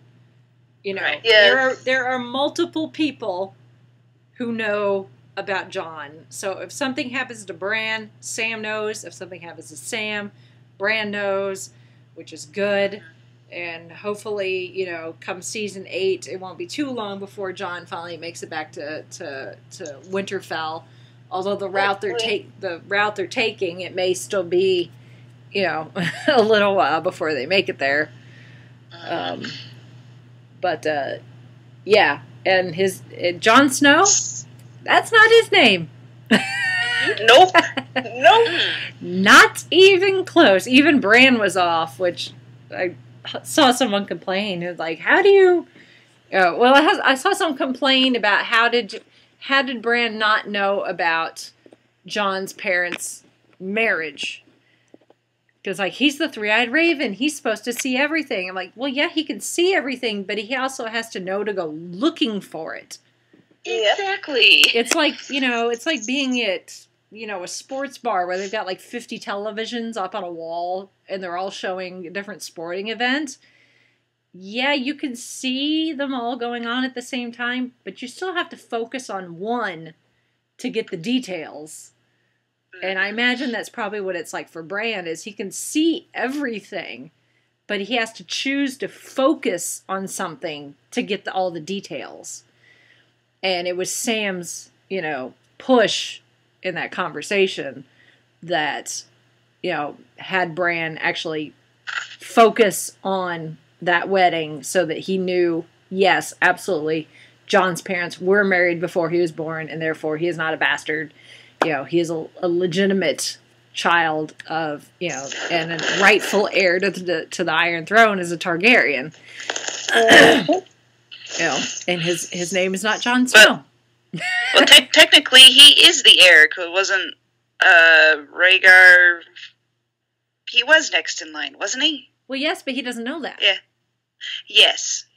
And we didn't know for sure that his parents were married, and therefore a legitimate heir as opposed to being a bastard, because apparently pretty much everywhere, almost everywhere, you know, if you're born outside of marriage, sorry, too bad.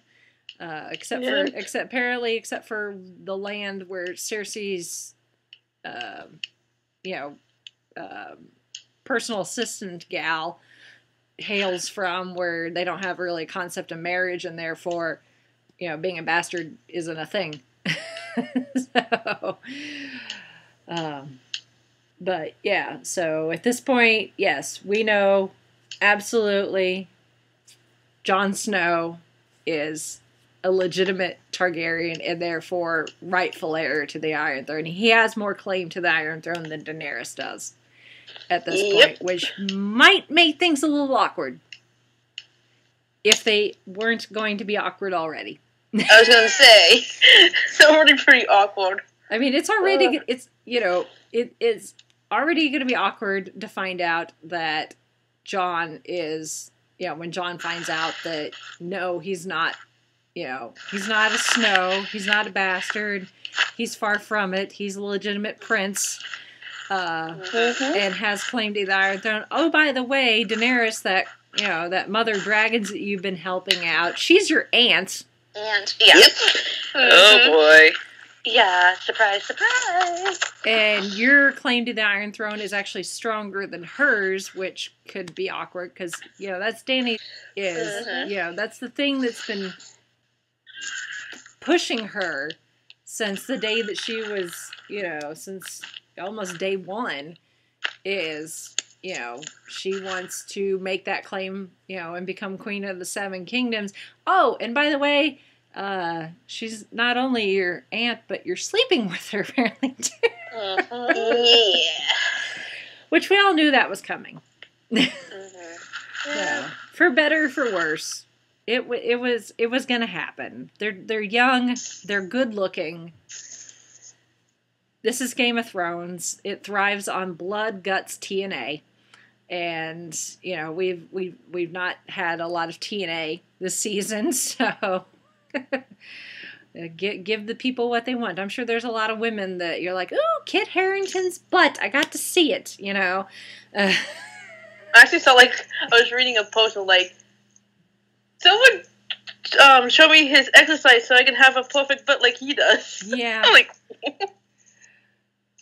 I will, he's not my cup of tea, but I will give Kit Harington, he's got a decent rear end, and you could probably bounce a quarter off of that.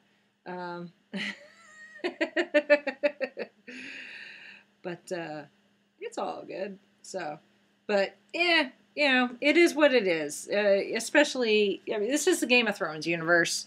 And I was actually telling Chauncey, there are some people that are very turned off with, Jaime and Cersei, brother-sister type thing.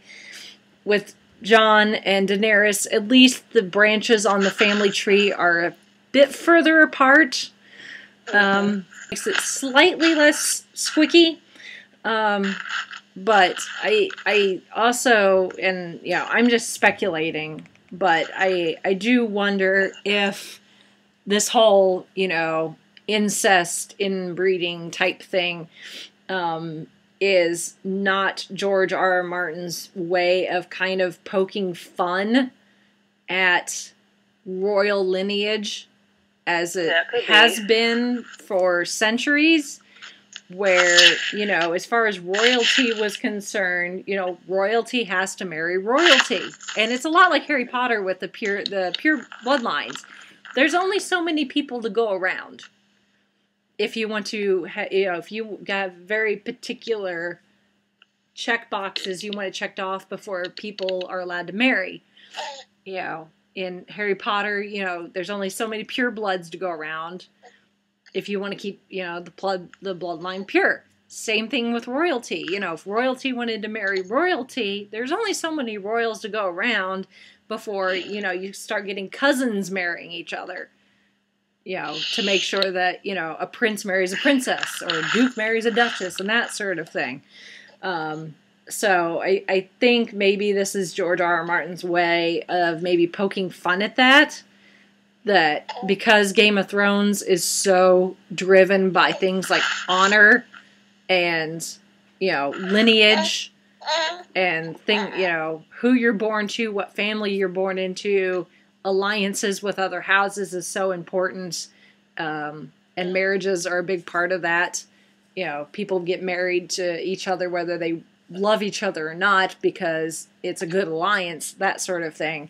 That this isn't, George R. R. Martin's way of, going, if you weren't so concerned about bloodlines, you wouldn't have this problem. Jaime and Cersei, I think, are an exception just because they're very disturbed in the head, especially Cersei. But Jon and Daenerys' case, they don't know. They're going into this completely ignorant, so they've got that going for them. And more than likely, Daenerys is probably going to end up pregnant. And it's, from Jon, which, poor Jorah. Perpetually stuck in the friend zone, and he's probably going to stay there the rest of the series. He's only got one season left, and I don't think he's going to get out of that friend zone at all. But that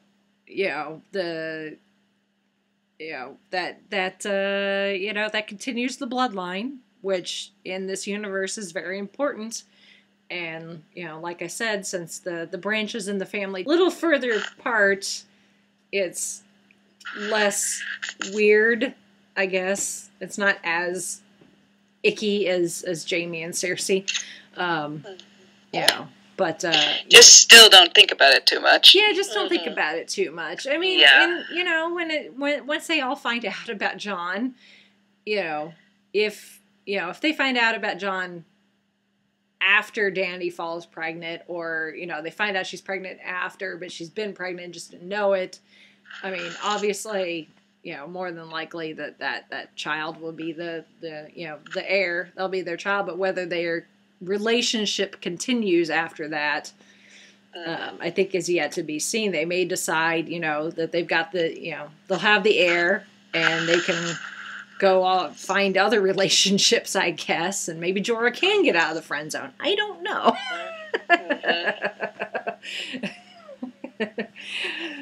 First they gotta defeat the army of the dead. Yeah. And some point in there, hopefully Theon gets to rescue his sister, which props to Theon. Yes. Oh, no kidding. Mad props to Theon Greyjoy for standing his ground. And it turns out getting castrated has a silver lining. You can take a knee to the groin and not have any problems. Nope. That struck me as so funny. He kept taking these punches. Why aren't you going down? Yeah. He got that the knee went into his groin and there was no reaction for the guy hitting him. And Theon's face is all like, oh, well, this is a plus to my particular situation I didn't think of. Sweet. What's happening? There's nothing there to injure with your knee. Sorry. Did you not know? Yeah, it's like you fell asleep during that tale that they told. Okay. Yeah. So castration. There's a silver lining right there. You get kneed in the groin and doesn't hurt.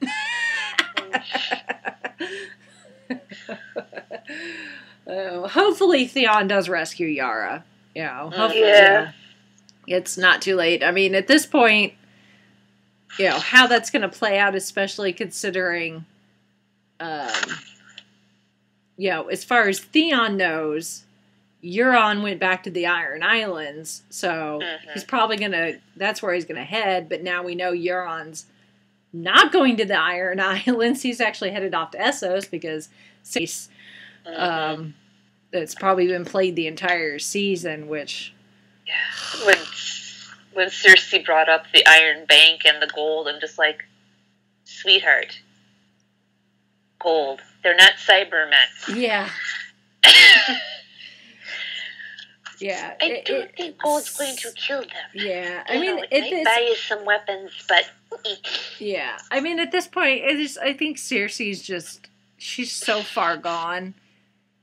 That there's she's beyond reason. She's absolutely beyond reason. I mean, anyone with half a brain can see that and Jamie was absolutely right. It's like, they're going to go and fight the Whites and the White Walkers up north, and either somehow Jon and Daenerys are successful in defeating the undead army. They'll come back to King's Landing to try to take the throne from Cersei, or they'll lose, and then the White Walkers are going to come down to King's Landing, and there's not going to be a throne anymore. Right. And they're going to spectacularly hand our rear ends to us. Exactly. I'm like, this is a lose-lose situation for Cersei. Exactly. So, and for her to bold-face lie and, renege on her promise is totally a Lannister move.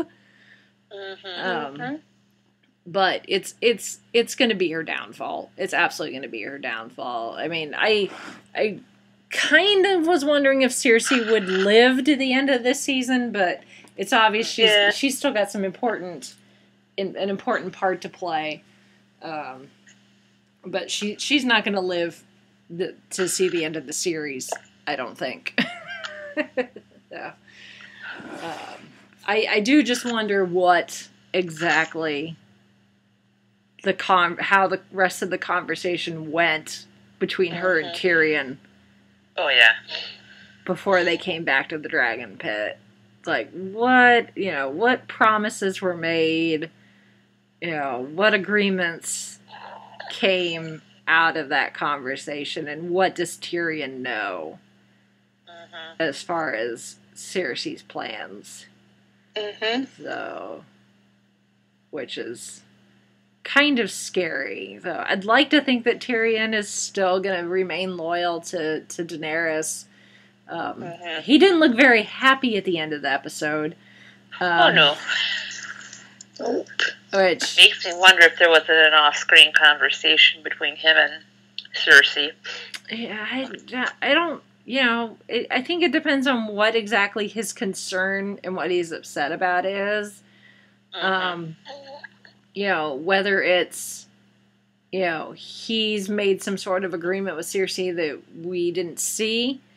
That's, potentially has him betraying Daenerys, which would be awful. Because, Tyrion's been through so much and has had such good character growth. For him to turn around and betray Daenerys at this point, I think it would just be terrible as far as the character development goes. It may just be as simple as him being concerned that any sort of romantic entanglements may cloud both Daenerys and Jon's judgment when it comes time to confront the army of the dead. So, unless he knows something more about what Jaime's going to do and he doesn't like it. You tell us, little man. You tell him. Yeah. He's like, Army of the Dead, no! Oh, not the zombies! I don't know what's going on, but it sounds awful. Yeah. Don't worry, buddy. It's all pretend. Yeah.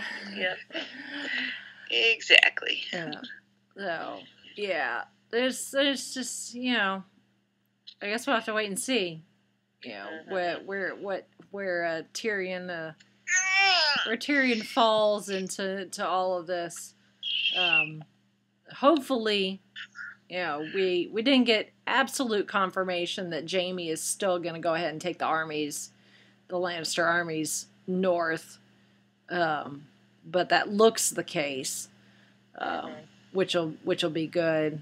I honestly thought that the time would come where Jaime would realize just how cuckoo Cersei is, and it would be way more dramatic.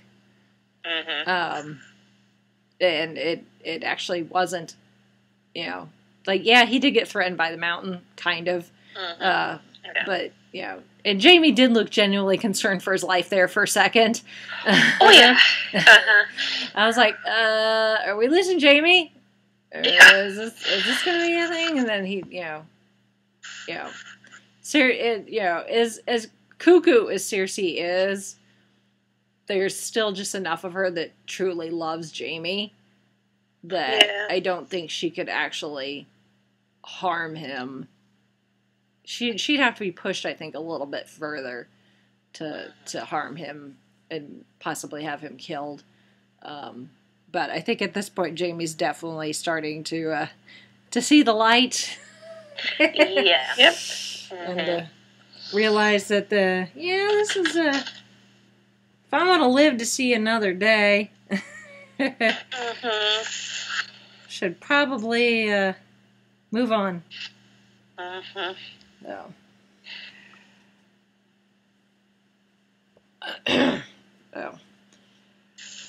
But, at the end of the day, it has come. It started snowing in King's Landing, so, there's no going back now as far as Mother Nature is concerned. And especially now that the wall has been breached.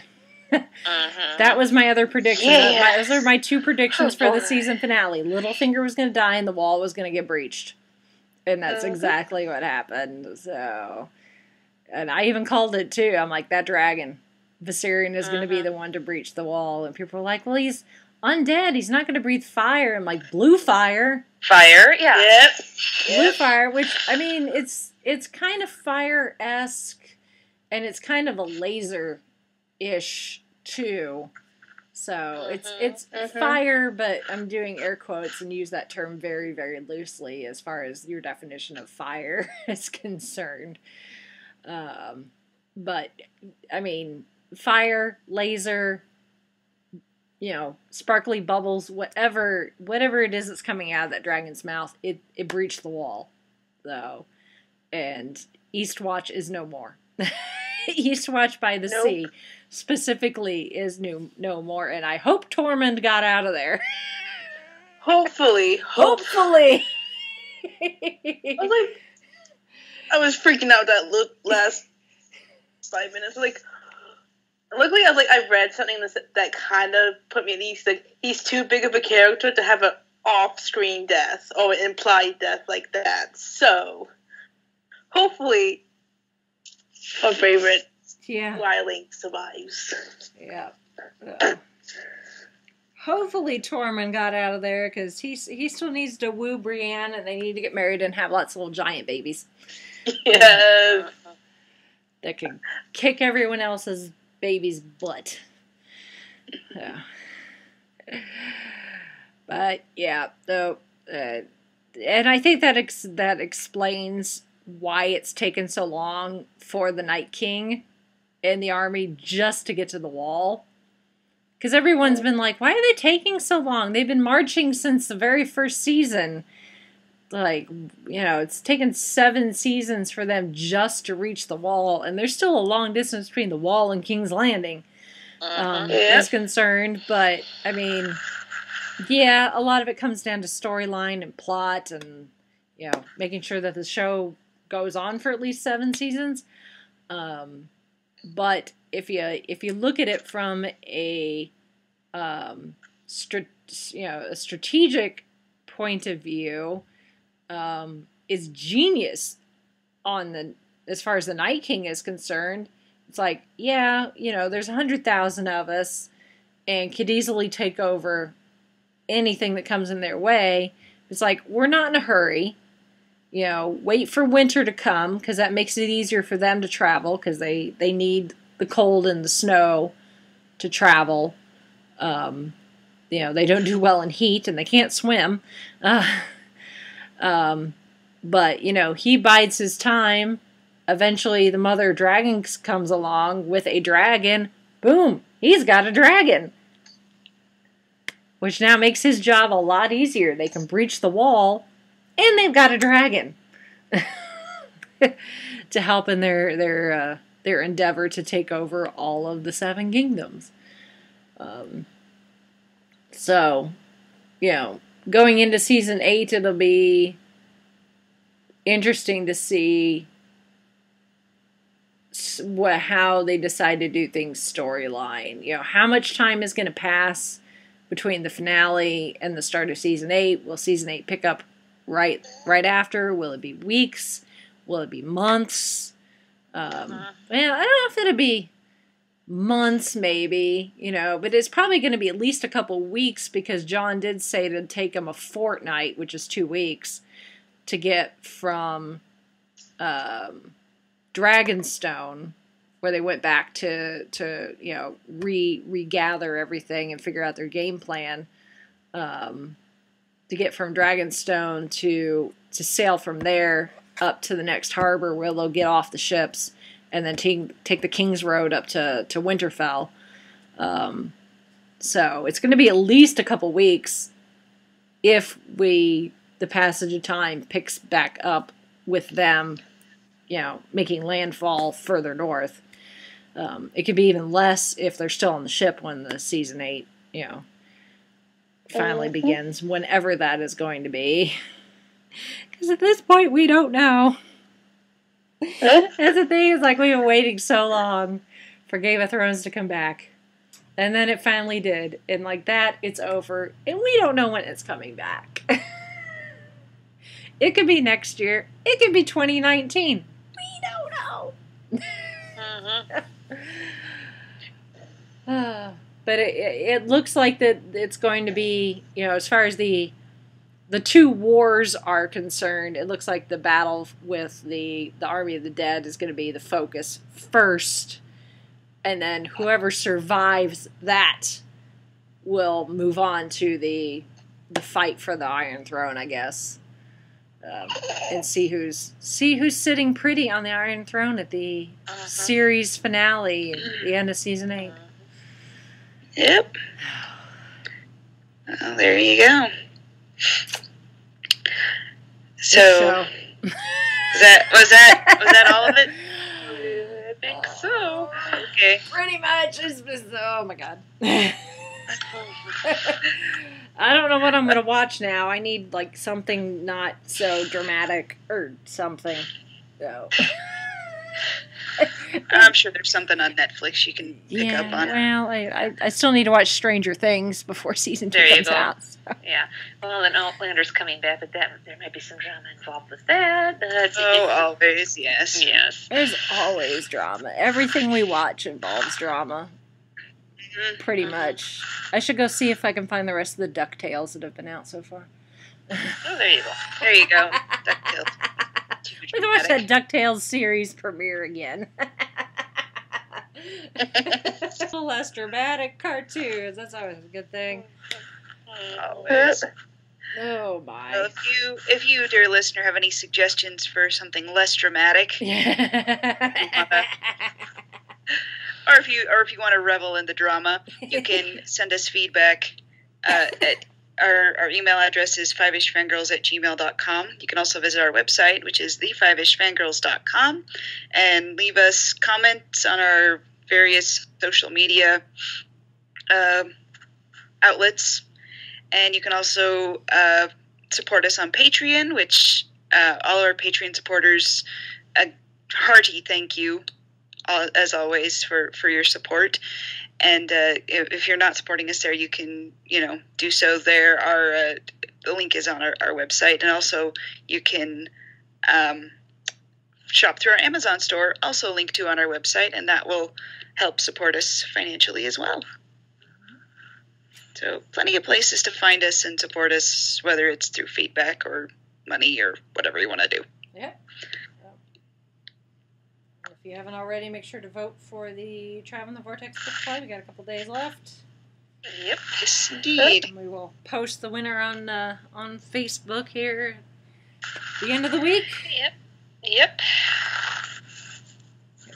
So if you haven't voted, do so. Or if you decided that the book you voted for you want to change, you have a few days to make said change. Yep. There you go. Yep. All right. Well, with that, I guess we shall sign off for this week. This is Brittany in Bethlehem. This is Chrissy saying goodnight from Salt Lake City. This is Holly from Wisconsin saying good evening. And this is Rachel in Annapolis, Indiana. Good night, everyone.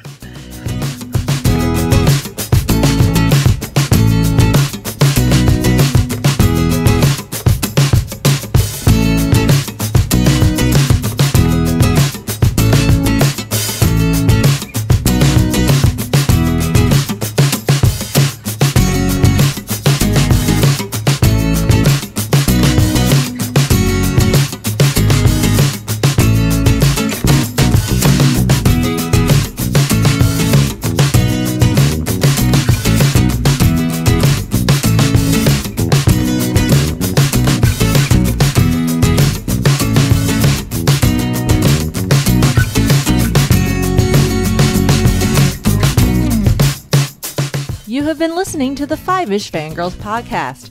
Any and all movies, books, games, and other forms of media mentioned are owned and operated by the respective copyright holders.